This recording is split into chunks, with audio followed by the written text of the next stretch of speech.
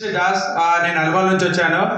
So నేను ఒక private ఎంప్లాయీగా ఒక 17 years జాబ్ చేసిన టెలికాం డిపార్ట్మెంట్లో. బట్ ఈరోజు వచ్చేసి ఫుల్ టైమ్ అండ్ వెస్టేజ్లో ఉన్నాను. సో థ్యాంక్ యూ అండి అందరికీ. సో నేను ఒక చిన్న విషయం చెప్పేసి మా మేడంకి హ్యాండ్ ఓవర్ చేశానండి.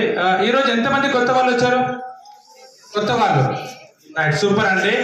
అండ్ ఇక్కడ వచ్చేసి చాలా మంది జాయిన్ అయ్యి ఎవరైతే ఇంకా సక్సెస్ అవ్వట్లేదు అనుకున్న వాళ్ళ గురించి నేను ఒక చిన్న విషయం చెప్పబోతున్నానండి. సో ఒక చిన్న స్టోరీ అనమాట ఇది. రైట్, సో ఇక్కడ వచ్చేసి ఏంటంటే ఒక వ్యక్తి వచ్చేసి ఒక పెద్ద కొండ మీదకి ఎక్కబోతుంటాడు. సో ఆ కొండ చూసి ఏంటంటే ఒక ప్రమాదకరంగా ఉంటుంది. కానీ అయినా కానీ ఆ వ్యక్తి ఏం చేస్తుందంటే ఎక్కుకుంటూ వెళ్తుంటాడు. కింద చాలా మంది జనం ఉండి వచ్చేసి ఏమంటారంటే ఎక్కొద్దు అని చెప్పేసి కింద పడిపోతాం అని చెప్పేసి చాలా మంది ఏం చేస్తుంటే అతన్ని పిలుస్తుంటారు. కానీ అతను వినిపించుకోకుండా అతని గోల్ ఏముంది, ఆ కొండ ఎక్కాలని ఒక కోరిక ఉంది. సో ఆ కొండ ఎక్కే క్రమంలో ఎక్కుకుంటూ తన మొత్తం మీద ఎక్కడి వరకు అంటే ఆ కొండ పైకి ఎక్కుతాడు. ఎక్కి కింద చూసేవారు చాలా మంది ఏమంటారంటే పడిపోతావు అని అంటవా లేదా? ఎక్కుతుంటే భయంకరంగా ఉంటే పడిపోతే మనం కింద అంటారా లేదా? సో అంటుంటే అతను ఏం చేస్తున్నాడు, నన్ను అప్రిషియేషన్ చేస్తున్నా అని చెప్పేసి అందరికి హాయ్ చెప్తుంటాడు అందరికీ. ఎందుకంటే ఆయన పైన కొండ మీదకి వెళ్ళిపోయాడు, అవునా కదా? సో నేను ఎందుకు ఈ విషయం చెప్తున్నా అంటే ఈ రోజు మీరు ఇట్లా ఎవరైతే కొత్త వాళ్ళు ఇక్కడ బిజినెస్ చేయడానికి వచ్చారో, ఇంకా కంప్లీట్ చేయలేదు సార్, ఇంకా కంప్లీట్ చేయకుండా క్లాప్ కొడుతున్నాడు. సో ఎందుకు నేను ఈ యొక్క విషయం చెప్పానంటే ఈరోజు ఎంతమంది అయితే కొత్త వాళ్ళు వచ్చారో, సో ఇంతవరకు మీ యొక్క సెషన్ చూసింది మీరు, నిర్ణయం తీసుకోవాల్సింది ఎవరు? మీరు.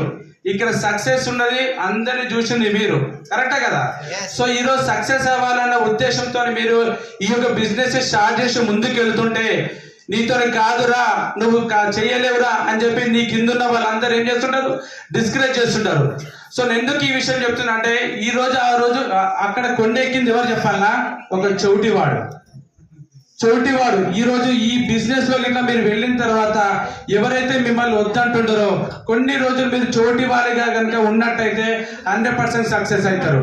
సో ఎందుకంటే ఆ కొండ ఎక్కాలన్న నిర్ణయం తీసుకుంది ఆ వ్యక్తి కాబట్టి ఎక్కగలిగాడు. ఎవరైతే కింద ఉన్న వాళ్ళు డిమోటివేషన్ చేస్తారు మీరు ఎక్కలేరని చెప్పేసి, ఈ రోజు బిజినెస్ చేసేది మీరు కాబట్టి నిర్ణయం మీరు తీసుకుంటే 100% సక్సెస్ అవుతారు.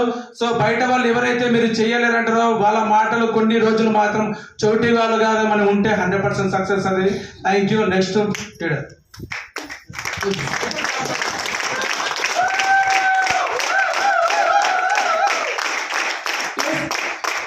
అందరికీ కూడా గుడ్ మార్నింగ్ అండి. నా పేరు అంజలి దాస్. సో నేను ఒక ప్రైవేట్ స్కూల్లో హెచ్ఎంగా పనిచేసేదాన్ని. సో ఇందాకే మన ఇంట్రడక్షన్ అయిపోయింది కదా. సో ఇక్కడ నేను వెస్టేజ్లో ఆపర్చునిటీ తీసుకొని చేస్తున్నాను. నేను ఇక్కడ ఒక చిన్న విషయం చెప్తాను. ఏంటంటే రోడ్డు మీద అలా నడుచుకుంటూ వెళ్తూ ఉంటే అక్కడ ఒక 3 బళ్ళు ఉన్నాయి, 3 ఐటమ్స్ గమనించండి. ఫస్ట్ ఐటమ్ వచ్చేసి ఏంటంటే ఒక 200 రూపీస్ నోట్, 200 రూపాయల నోట్.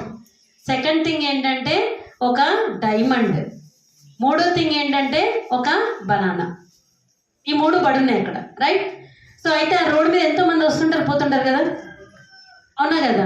సో కాబట్టి అక్కడ నడుచుకుంటూ వెళ్తూ ఉంటే ఇట్లాగే ఒక విలేజ్ అనుకుందాం, ఒక కోతి చూసిందట దూరం నుంచి. వెంటనే ఏం చేసిందంటే బనానా పట్టుకొని పరిగెత్తింది. ఎందుకని? కోతికి ఏం కావాలా?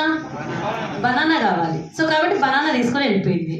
తర్వాత ఇంకొక మనిషి అట్లా అడుక్కునే వ్యక్తి ఉంటారు కదా, అలా రోడ్డు మీద పోతూ ఉంటే తన కంటికి కనపడింది ఏంటి? 200 రూపాయల నోటు. అది తీసుకొని వెళ్ళిపోయిందట. ఇక ఫైనల్గా అక్కడ ఏముంది? డైమండ్ ఉంది. ఒక వజ్రపు వ్యాపారి వెళ్తూ ఉన్నాడట, అలా నడుచుకుంటే ఏదో ఆలోచిస్తూ అలా వెళ్తుంటే కాలికి తగిలిందట. ఆగి వెంటనే దాన్ని చూసి అమ్మో వజ్రం అని చెప్పేసి, విలువైన వజ్రం కదా, దాన్ని తీసుకొని వెళ్ళి అమ్మి ఇంకా ధనవంతుడైందంట. సో ఈ చిన్న స్టోరీ ద్వారా నేను ఒక విషయం మీకు చెప్పాలనుకుంటున్నా. ఏంటంటే ఒకవేళ ఆ కోతి ఆ అరటిపండు కాకుండా ఆ డైమండ్ మింగింటే చనిపోతుండే, ఆ డబ్బులు తీసుకొని అరటిపండు కొనుక్కోవచ్చు కదా. ఎవరు నమ్ముతారా కోతికి? అంటే ఆ 2 దానికి ఉపయోగం అయ్యేది కాదు. ఒకవేళ పిచ్చి వ్యక్తి ఎవరైతే ఉన్నాడో, అడుక్కునే వ్యక్తి పిచ్చైనా, ఆ 200 రూపాయల నోటు కాకుండా వజ్రాన్ని తీసుకుని ఉంటే వాల్యూ తెలిసేదా? దాన్ని ఏదో రాయి అనుకుని ఇసురు కొట్టేటోడు, వీలైతే ఎక్కడో పడేసేటోడు. కరెక్టా కదా? తనకు కావాల్సింది తను తీసుకున్నాడు. ఎవరైతే వజ్రపు వ్యాపారి దాన్ని గుర్తుపట్టగలిగిన వ్యక్తే ఆ యొక్క వజ్రాన్ని తీసుకున్నాడు కాబట్టి అధిక ధనవంతుడైండు. ఈరోజు మీ అందరి దగ్గరికి ఒక డైమండ్ లాంటి అద్భుతమైన అవకాశం వెస్టేజ్ వచ్చింది. దీన్ని మీరు తెలివిగా తీసుకొని మీ జోబులో పెట్టుకుంటారా? మీ అంత ధనవంతులు ఇంకొకరు లేరు. ఇక్కడ సంపద సృష్టించడానికి వచ్చాం తప్ప డబ్బుల కోసం రాలే. డబ్బులు కావాలంటే బయట ఏ జాబ్లలో ఏ పనులలో అయినా డబ్బులు దొరుకుతున్నాయి. దొరకట్లేదా? 5,000, 10,000, 20,000 దొరకట్లేవా? దొరుకుతున్నాయి. కానీ మనం ఇక్కడ సంపదని సృష్టించడానికి వచ్చినాం. మీ ఇంట్లో మీ ఫ్యామిలీ ఇంతవరకు ఉన్నటువంటి స్టేజ్ని ఒక్కసారి గుర్తు చేసుకోండి. ఎవరైనా నేనున్న స్టేజ్ సాటిస్ఫాక్షన్ అని గుండెల మీద చేసుకొని చెప్పండి. ఉన్నారా? ఇంతమంది నో అంటున్నారు. కరెక్టా?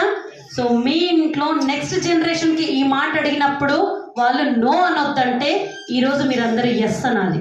Right? So wish you all the best అందరికీ. మేము కూడా ఇక్కడ వెస్టేజ్ ఆపర్చునిటీ తీసుకున్నప్పుడు మా ఫస్ట్ మంత్ బోనస్ 24 రూపాయలు వచ్చిండే. సో 24 రూపాయలు చూసి నాకు నమ్మకం ఒక్కటే వచ్చింది, ఏంటంటే ఇక్కడ కంపెనీ ఇస్తా అన్నప్పుడు రూపాయి కూడా ఇచ్చింది, 24 రూపాయలు కూడా ఇచ్చింది. సో కాబట్టి ఇంకా పెద్ద బిజినెస్ చేస్తే పెద్ద ఇన్కమ్ తీసుకొచ్చని నమ్మి ఒక ప్యాషనేట్గా ఇక్కడ నుంచి వర్క్ చేయడం వల్ల కంపెనీ ఏవైతే ఇస్తా అంటుందో ఫారెన్ టూర్స్ తీసుకున్నాం, కార్లను తీసుకున్నాము, అండ్ నెక్స్ట్ వచ్చేసి ఇల్లును కూడా తీసుకోబోతున్నాము, అండ్ దాంతోపాటు నెక్స్ట్ దుబాయ్ కూడా కమింగ్ సూన్ వెళ్ళబోతున్నాం.